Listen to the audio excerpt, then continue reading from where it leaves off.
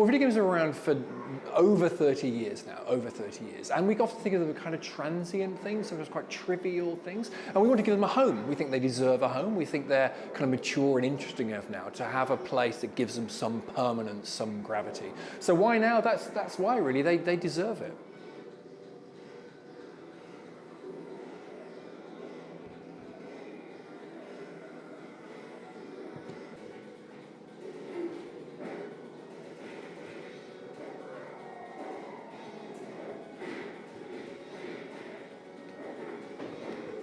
And we think of video games as things that just take place on and behind screens, but actually they have a really, really rich material history too. So lots of different kinds of controllers, Mario jumpers that might have been illegally breaching copyright in the early 80s, fan-drawn maps of games that they made, pirated cassettes from 1984. This is about the history of what video games mean to people in material form.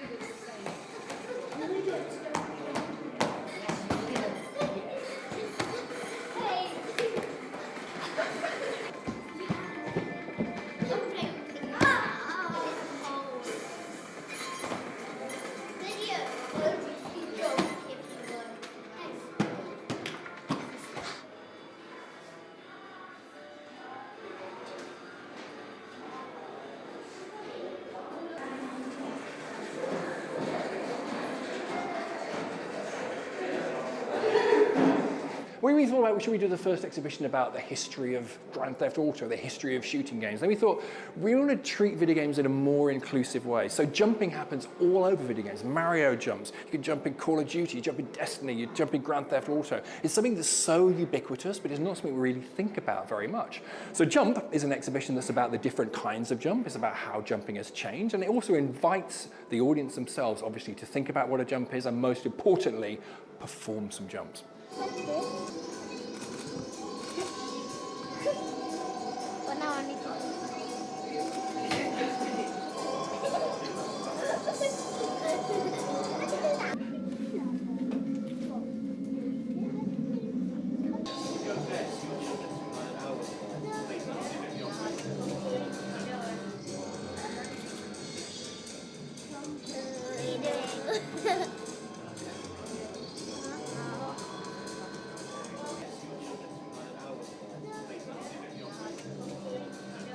Mission Control is an invitation to anyone who walks in there to make a game together in real time whilst other people are playing it. So you can walk up to the consoles, you can change the graphics on the screen, you can make a drawing of an alien, scan it in, and the alien appears on the screen. This is all whilst other people are playing the game.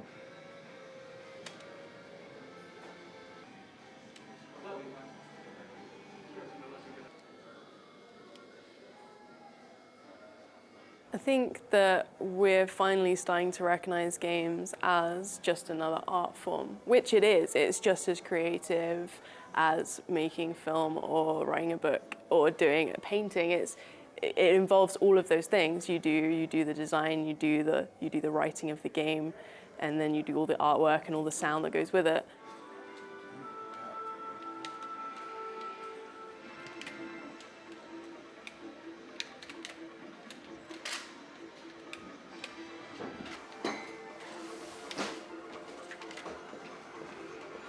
So the National Videogame Arcade is a place where you can play games, of course, but it's also really importantly a place where you can make games. This is a place where things are made. So everything around the building, all the exhibits that we've made for the exhibitions, we're going to be running workshops with kids showing them how they were made. So we really want to inspire the great game makers of tomorrow. And that might not just be young kids, that might well be their nan.